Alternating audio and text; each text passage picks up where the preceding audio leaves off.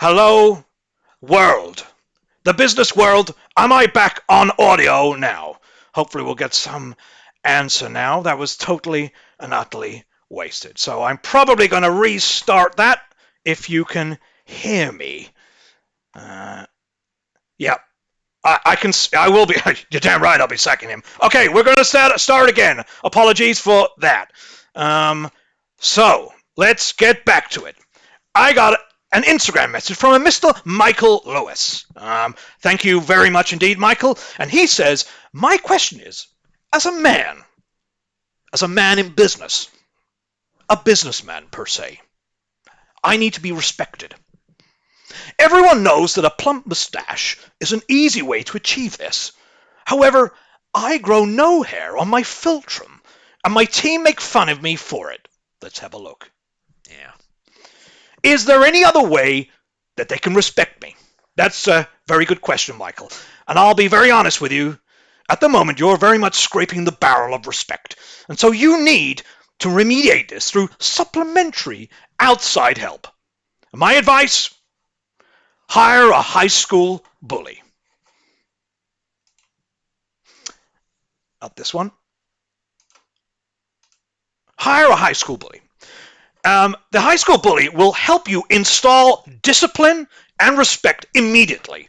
They will conduct a range of tasks for you. For example, collect your lunch money. They'll get your colleagues to do your work for you. They'll be better at sports. And they'll just generally laugh and knock their coffees over. Get a high school bully to get respect. Good luck, Mr. Lewis. So that was a great message in, and I welcome other people to send their messages in, like Philip Chube of Wyoming. Thank you, Philip Chube. That is tube, as in not in a pipe, but this is tube, C-H-O-O-B, tube. Wonders never cease. Now, he says, Michael, got a little picture here. Michael, at the moment, I, like many other people, are having to work remotely from home. We have some great technology in our company, and that allows us to do meetings where people insist on doing video conferencing calls. I don't mind doing it for most of the people in my team, but some of them are absolutely hideous. I thought actually working from home would give me a break from having to physically look at them. Can I ask these people to turn off their webcams? Philip, that is a great question, and there's a very simple answer to that. Yes, you can. Now, before you say it, I know the naysayers will be saying, but it's good for mental health and mental well-being to have human contact. That is correct. It is paramount for staying upbeat and positive, but under certain circumstances. The other side of the coin is the consideration of mental health while being stuck at home with nobody else to speak to, save from that very unattractive junior intern you've got, where they stir up feelings of nausea and self-harm. So you could probably do that, probably just say yes to them, or you could put a filter on. Snapchat has some great filters on, clown faces, kitten, or indeed pictures of genitalia. So anyway, good luck, Phil. You'll choose best for you.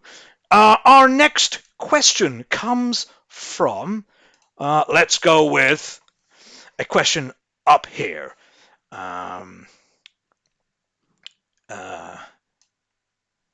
Yes. Just chat. People just chatting.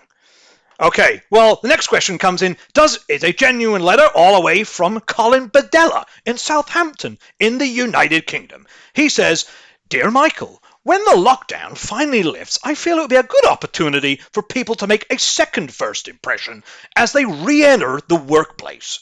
I thought about maybe buying a high-end executive cologne for me to help me stand out from my colleagues. Good idea. Do you have any recommendations for scents, that sense as in smell rather than common sense, that carry a lot of weight in the top UK boardrooms? Great question, Colin. Do I have any recommendations? Yes.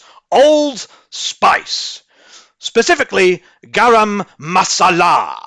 I take that every morning when I get out of the shower with a full body wash, face scrub, and then I apply liberally garam masala to the lower part of my neck and upper torso. It is very good on sensitive skin, acne, and it also is very long-lasting, very, very difficult to get rid of.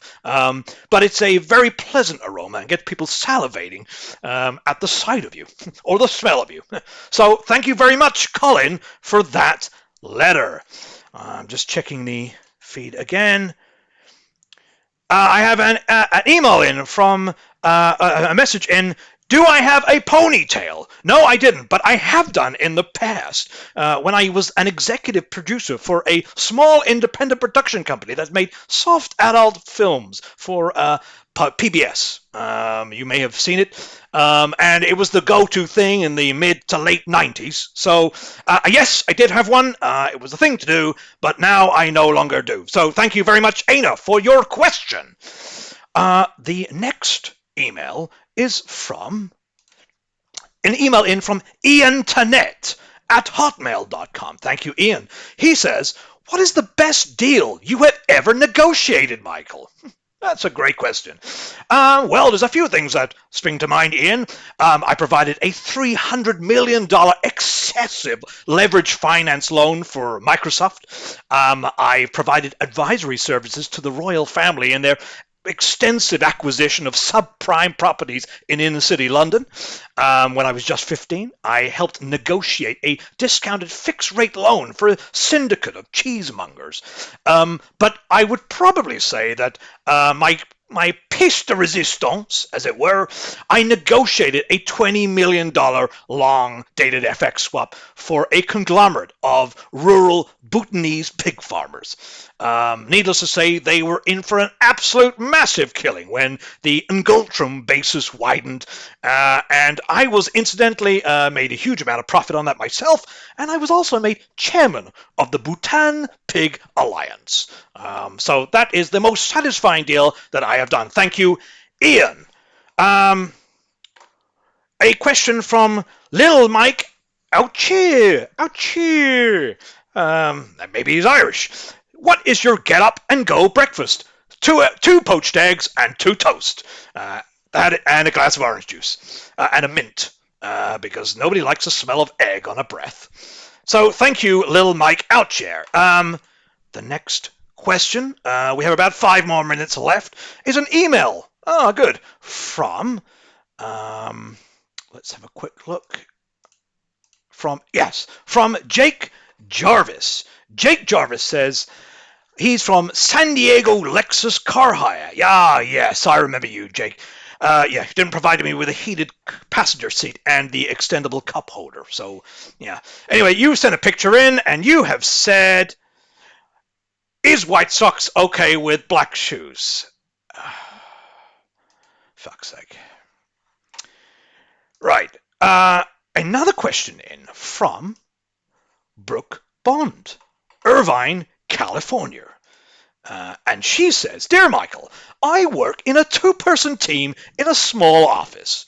However, my coworker has insisted on bringing in pictures of her family and putting them on her desk. You'd think coming into work would be a welcome respite for her. Please advise what you think might be going on in her head. A fantastic question for Brooke. What I would say is this is a very old-school motivational technique, and it was invented by the legendary Keith Coxsedge, the 20th century workplace motivator, who said that actually it's a very complex psychology. Essentially, when you're at work, you want to be away from, distant family. You want to be making the money. No matter the stress, no matter the deadlines, no matter the targets that you're set, it could always be worse elsewhere. And that, Brooke, is exactly why people bring photos of their family. Because they're a needy and they're a dependent and whinging people elsewhere who are going to want your money and going to take custody of your child as well. That's why, Brooke. So thanks for writing in. Right. Another quick message in here from Dress Smart, the business attire retailers. Thank you. They say, "Hi, Michael. What's the worst business suit and shoe combo you've ever seen? By the way, we're absolutely dead against seeing brown in town." That's incredibly racist. The next question. Let's have a check here. I got a question in from Harry Kinlock. Does money make you happy? Uh, I'm not even going to waste my breath on that. Of course it does. Uh, is it appropriate to wear white socks in the boardroom? We just had that. You should be sacked instantly from that sort of question. Any advice on firing employees that you are no longer interested in personally? I'm tired of getting sued. Thank you, MC. This is a fantastic question. What you have to do is create a situation, and I'm quite happy to probably deal with this at the next session. You've got to create a situation where they are found wanting.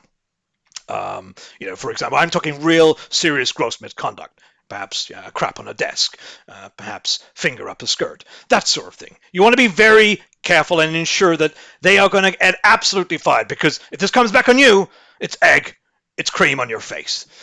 So do I have any advice? Yes. Create an incredible situation where they would have to be fired for gross misconduct. Make sure nobody sees you. So hopefully that answers your question. Do I have any experience of that?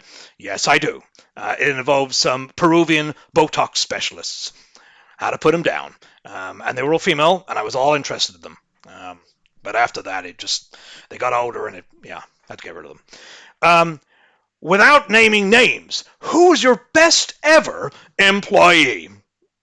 Well, I won't say my ex-wife. Yeah, I won't say her.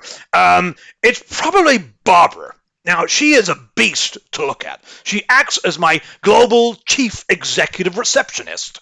But she also acts as an external PA. So when people want to come and see me, they have to get through her first. Imagine Gandalf in Lord of the Rings. You shall not pass! She is basically that.